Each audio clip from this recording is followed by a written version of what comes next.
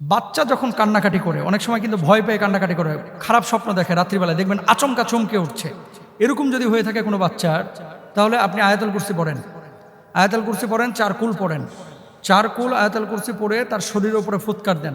ইনশাআল্লাহ তাআলা শরীর বন্ধ হয়ে গেলে আর ভয় পাবে না, কান্নাকাটি করবে না। আর বাচ্চাদেরকে যখন আপনারা বিছানার উপরে ঘুমাবেন, বাপ মা অনেক সময় কি করেন, অপবিত্র বিছানায় কিন্তু বাচ্চাদেরকে ঘুম পাড়ান, এটা আপনারা করবেন না। পবিত্র বিছানায় বাচ্চাদেরকে ঘুম পাড়াবেন, পবিত্র স্থানে। যদি পবিত্র স্থানে পবিত্র জায়গায় ঘুম পাড়ান, এই বাচ্চারা কিন্তু ভয় পাবে কম। কারণ নাপাক যেখানে যত বেশি, বদজিনের আসর, বোবা জিনের আসর সেখানে তত বেশি। এই জন্য নাপাক জায়গায় আপনারা যাবেন না, নাপাক ঘর বাড়ি রাখবেন না, বিছানাপত্র এগুলো পরিষ্কার রাখবেন, ক্লিন রাখবেন। এবং বাচ্চারা অনেক সময় মুখ থেকে দুধ তুলে দেয়, এই দুধ বারবার পড়ে থাকে, এই গন্ধ পচা বালিশের উপরে আবার বাচ্চাদেরকে শোয়া দেন, এগুলো করবেন না, ক্লিন রাখবেন।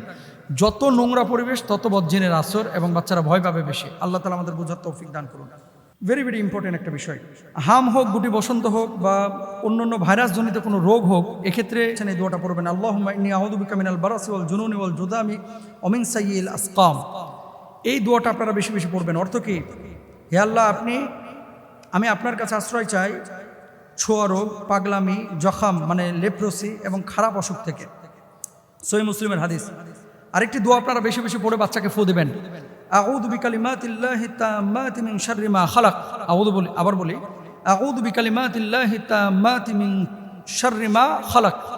এটা বলে হয় পানিতে ফুৎকার দেন অথবা বাচ্চার গায়ে ফুৎকার করেন।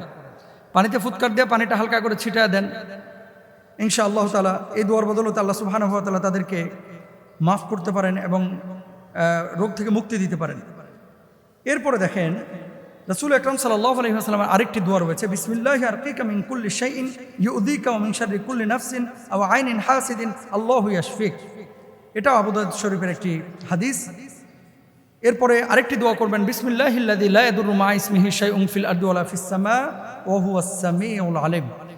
এখানে একটা প্রশ্ন এসেছে যে মুহতারাম, নাসা আবার চন্দ্র অভিযান পরিচালনা করলো এবং সেখানে পৃথিবী থেকে মানুষ গিয়েছে, চাঁদ ঘুরে দেখেছে, কিন্তু আমার প্রশ্নের যে জায়গাটা হলো, বিজ্ঞান তো বলছে যে এক সময় চাঁদে মানুষ বসবাস করবে। মানুষ যদি চাঁদে বসবাস করে তাহলে তারা ঈদ করবে, রোজা করবে কি দেখে? আমরা তো রোজা করি, ঈদ করি চাঁদ দেখে। তো চাঁদে যদি মানুষ বসবাস করে তাহলে ঈদ রোজা তারা কি দেখে করবে? তারা কি পৃথিবী দেখে করবে? প্রশ্নটা এরকম। দ্বিতীয় আর একটা বিষয় বলছেন যে আসলে শরীয়তের ভাষ্য অনুযায়ী চাঁদ নিয়ে তো অনেক কথাই আমরা শুনি, কিন্তু চাঁদে বসবাস করা আদৌ সম্ভব কি না? আচ্ছা, নাসা যে অভিযানটা চালিয়েছে, চায়না চালিয়েছে, ইন্ডিয়া চালিয়েছে এর আগে, মানে চাঁদে তো বিভিন্ন ধরনের তারা প্রযুক্তি পাঠিয়ে চাঁদের বিভিন্ন ছবি নেন, চাঁদের মাটি পরীক্ষা করেন, এই করেন সেই করেন। কিন্তু এবারের যে অভিযানটা, এই অভিযানটা নিয়ে এত কথা কেন হচ্ছে? যে গত 56-57 বছরে পৃথিবী থেকে এত দূরে চাঁদের যেই পাশের চিত্র এবং দূর থেকে চাঁদকে কেমন দেখা যায়, চাঁদের ওখান থেকে পৃথিবীকে কেমন দেখা যায়, এই ছোট্ট পৃথিবীর ভিতরেই তো সব কিছু হচ্ছে। তো এই ছবিগুলো দেখার পরে মানুষের ভিতরে একটা কৌতূহল তৈরি হয়েছে যে মনে হয় চাঁদে মানুষ বসবাস করতে পারবে। আসলে চাঁদে বসবাস করাটা এত ইজি না। কেন ইজি না?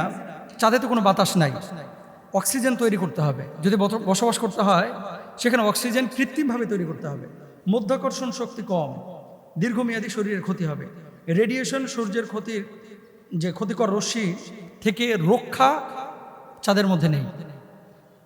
তারপরে দেখেন চরম তাপমাত্রা, কখনো কখনো তাপমাত্রা 126-27 ডিগ্রি সেন্টিগ্রেডে চলে যায়, যেখানে আমরা 33 থেকে 40 ডিগ্রি সেন্টিগ্রেডে আমরা পাগলের মতো হয়ে যাই, তাই না? খাবার এবং পানি সরবরাহ করাটা কিন্তু ডিফিকাল্ট, এবং সেখানে স্থায়ীভাবে বসবাস করা বেশ খরচ সাপেক্ষ। এবার আসেন যে চাঁদে যদি মানুষ ধরে নিলাম যে কখনো বসবাস করতেছে, যদি বসবাস করে, যে বিভিন্ন বলয় তৈরি করে 2050 সালে বা 60 সালে মানুষ চলে গিয়েছে, তাহলে তারা কি দেখে রোজা করবে?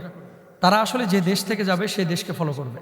যেহেতু নাসা এত দূর পর্যন্ত মানুষ পাঠিয়ে বিশ্ব থেকে যোগাযোগ করছে, পৃথিবী থেকে যোগাযোগ করতে পারছে, সেহেতু সেই দেশের খবর নেবে যে ওই দেশে চাঁদ উঠে দেখা যাচ্ছে কিনা। যদি দেখা যায় সেই দেশ অনুযায়ী সে রোজা রাখবে। আর যদি এটা ফাইন্ড আউট করতে না পারে, ধরেন চলে গিয়েছে, যাওয়ার পরে এখন রোজা চাঁদে তো আবার আরেকটা বিষয় আছে, আপনারা জানেন যে একদিন 14 দিন পর্যন্ত হয়ে থাকে, মানে পৃথিবীর 14 দিনের সমান চাঁদের হচ্ছে একদিন, কখনো কখনো এটা আরও দীর্ঘ হয়। তো 14 দিন তো একজন মানুষের রোজা রাখা সম্ভব না, তাহলে যে দেশ থেকে গিয়েছে সেই দেশের ল সে ফলো করবে। আর সৌদি আরবের বিশেষ করে নামাজ পড়বে কোন দিকে, কাবা যেদিকে সেদিকে। এখন বলবেন যে চাঁদ থেকে কাবা, এটা আমি বুঝবো কিভাবে? যেহেতু আপনি যাচ্ছেন এবং এখান থেকে যোগাযোগ করা যাচ্ছে, আপনার স্থান থেকে সেটা কাবা বা কেবলা নির্ধারণ করা, এটা আগে জায়ালন, তারপর বোঝা যাবে ইনশাল্লাহ। না যায়া এ ধরনের প্রশ্নগুলো আসলে মানুষের কৌতূহল থেকে আপনারা করে থাকেন অনেকে, ইনশাল্লাহ। আলহামদুলিল্লাহ। তাহলে এই চাঁদ, এটা তো আল্লাহ সুবহানাহু ওয়া তাআলা তৈরি করেছেন। উল্কার আঘাতে যেই বিশাল আপনার গহ্বর তৈরি হয়েছে চাঁদে, এই গহ্বর কি কেউ কেউ বলছেন যে মোহতারাম, মানুষ তো এই গহ্বর নিজেরা বানায় নাই, এটা তো আল্লাহর পক্ষ থেকে হয়েছে। এবং এই গহ্বর নাকি প্রায় 600 কিলোমিটার পর্যন্ত দীর্ঘ। তো পৃথিবীর বাইরে অসংখ্য এরকম ঘটনা আছে যেগুলো আসলে আমাদের নিয়ন্ত্রণ বা জ্ঞানের বাইরে।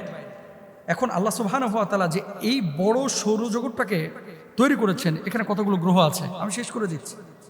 আমাদের সৌরজগতে মোট গ্রহ আছে 8টা: বুধ, শুক্র, পৃথিবী, মঙ্গল, বৃহস্পতি, শনি, ইউরেনাস, নেপচুন।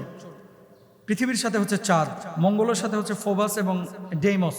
বৃহস্পতির সবচেয়ে বেশি উপগ্রহ আইও, ইউরোপা, গ্যানিমিড, ক্যালিস্টো। শনি হচ্ছে টাইটান, তারপরে হচ্ছে এনসেলাডাস, রিয়াস, আইপেটাস। ইউরেনাসের টাইটানিয়া, তারপরে ওবেরন, এমব্রিয়েল, এরিয়াল। নেপচুনের ট্রাইটন এবং নেরেইড। এই যে গ্রহ উপগ্রহগুলো, এত বড় বিশ্ব আল্লাহ সুবহানাহু ওয়া তাআলা যে আমাদের সামনে রেখেছেন। আমরা তো ওই যে চাঁদের ওখান থেকে যে ছবিটা পাঠিয়েছে পৃথিবীর, দেখেছেন? একেবারে ক্ষুদ্র একটা ছবি, যেখানে সবুজ পৃথিবীটাকে দেখা যাচ্ছে, গ্রিন পৃথিবীটাকে দেখা যাচ্ছে। আর এই পৃথিবীর মধ্যে আমাদের যত মারামারি, হানাহানি, কাটাকাটি। আল্লাহ তাআলা আমাদেরকে বুঝ দান করুক, আল্লাহর গোলামি দাসত্ব করার জন্য আল্লাহ আমাদেরকে তৈরি করুন, তৌফিক দান করুন। চাঁদে যাওয়া আমাদের জন্য জরুরি না, শরিয়া মানাটা হচ্ছে জরুরি। মোহতারাম, একটা ভিডিওতে দেখলাম আপনি নাকি বিদেশে লোক নেন, এরকম প্রচার করতেছে। কোথাও ইন্টারভিউ দিয়েছিলেন এবং সেখান থেকে ভিডিও কাট করে ইটালি, ইউরোপ, কানাডায় নাকি আপনি লোক নেন বা আপনি রেফার করলে ভিসা হয়, এরকম কোনো বিষয় আছে কিনা? 2 নম্বর, মিজানুর রহমান আজহারি সাহেব সহ, শাইখ আহমদুল্লাহ সাহেব সহ কিছু ইসলামিক স্কলারকে এআই দিয়ে ব্যবহার করে বিভিন্ন হার্বাল প্রোডাক্ট অথবা ওই ঔষধি পণ্য বিজ্ঞাপন করছে। এগুলো নিয়ে আসলে আপনাদের কোনো বক্তব্য আছে কিনা, অথবা যারা করতেছে তাদের ব্যাপারে যদি কিছু বলতেন। ভাই, এটা তো আমার বিপদে ফেলাই দিয়েছেন পুরা। আমি লন্ডনে যখন গেলাম, যাওয়ার পরে একটা অফিস আমাকে ইনভাইট করলো। তো তারা আমার কিছু পেপারস রেডি করে দিয়েছিল, যেখান থেকে আমার স্পন্সর এসেছিল। ভিসা তো দেয় এম্বাসি। এখন আমি গিয়েছি সৌজন্যতার জন্য, তারা সাক্ষাৎ করেছেন হাসি মুখে, আমিও করেছি। স্বাভাবিক, পরিচিত কেউ গেলে একটু ছবি টবি নেয়, এরকম ছবি নিয়েছি। এখন এই ছবিটা তাদের পেজে দিয়েছে যে রাহমানি সাহেব আজকে এসেছিলেন এবং আমরা তার ওই অ্যাপ্লিকেশনের সময় পেপারসগুলো রেডি করে দিয়েছিলাম। ভিসা তো এম্বাসি দিয়েছে। এখন এটাকে মানুষ, এই যে অস্ট্রেলিয়া, কানাডার ভিসা যারা করে, মানে দালাল চক্র, বিশেষ করে ইউরোপে যারা পাঠায়, এই ছবিটা নেওয়ার পরে ওখানে আমাকে ইউজ করেছে যে হুজুর আমাদের সঙ্গে কাজ করেন, যদি আপনি বিদেশ যেতে চান এখানে নক করেন। এই যে হারাম খোরপোনা, এই যে হারাম কাজগুলো যারা করে, আল্লাহ তাআলা এই সমস্ত জালেমদেরকে আল্লাহ তাআলা হেদায়েত দান করেন। তো এই কাজগুলো তো ইসলাম অনুমোদন করে না, প্রিয় ভাইরা। এই কাজগুলো ইসলাম তো অনুমোদন করে না। আপনি আরেকজনের সাথে প্রতারণা কেন করছেন? আমি তো ভিসার জন্য কোনো কাজ করি নাই, আমি তো কোনো মানুষকে বিদেশে নিই নাই, আমি তো নিজেও চলে আসলাম। কিন্তু বছরের পরে বছর, মানে গত 1 বছর ধরে, মাসের পরে মাস এগুলো বুস্ট করতেছে। মিজানুর রহমান আজহারি ভাই এবং শাইখ আহমদুল্লাহ সাহেবকে নিয়ে ইআই নিয়ে ওই যে দেখলাম আজহারি দাওয়াখানা, আজহারি হেকিমখানা, কি কি নাম দিয়েছে, এবং এগুলোকে ইআই দিয়ে ভিডিওগুলো বানিয়ে এগুলোকে প্রচার করছে। সাধারণ মানুষ তো বুঝে না, এদের কাছ থেকে পণ্য কিনে, প্রোডাক্ট কিনে। আমি আমার ভাইদেরকে বলবো, বিশেষ করে আজহারি ভাই, আহমদুল্লাহ সাহেব, আপনারা আইনানুগ ব্যবস্থা নেন। আর আমি আমার জায়গা থেকে আইনানুগ ব্যবস্থা নিতাম, কারণ আমার যেগুলো করতেছে এই যে ভিসা নিয়া, এরা মূলত ইউরোপ, আমেরিকা বা ওই যে লন্ডন, কানাডায় যারা আছে, এই দালালগুলো করতেছে। এই জন্য আমি এদেরকে ধরতে পারতেছি না, আইনানুগ ব্যবস্থা নিতে পারতেছি না। প্লিজ আপনারা বিভ্রান্ত হবেন না। এই জন্যই আমরা কন্ট্যাক্ট নাম্বারটা ইউজ করি, যে কোনো বিষয়ে আপনারা সরাসরি এই 66 নাম্বারে যোগাযোগ করবেন। কেন? এই কাজটা এই জন্যই করা হয় যাতে করে মানুষ সরাসরি এঙ্গেজ থাকতে পারে এবং বলতে পারে যে এই কথা, এই কাজ আপনি করেছেন কিনা। প্লিজ কেউ প্রতারিত হবেন না। আর যারা এগুলো করতেছেন বুঝে শুনে দুনিয়ার সামান্য কিছু পয়সার জন্য, আল্লাহ লানত এদের উপরে, আল্লাহ এদেরকে হেদায়েত দান করুক। আমি দোয়া করি আল্লাহ এদেরকে হেদায়েত দান করুক। যদি হেদায়েত না থাকে আল্লাহ যেন আযাব দেয়, এদেরকে ধ্বংস করে। কারণ আপনি বান্দার হক নষ্ট করতেছেন, আপনি আজহারী সাহেবের সম্মান নষ্ট করতেছেন, আপনি রাহমানির সম্মান নষ্ট করতেছেন, আপনি আহমদুল্লাহ সাহেবের সম্মান নষ্ট করতেছেন।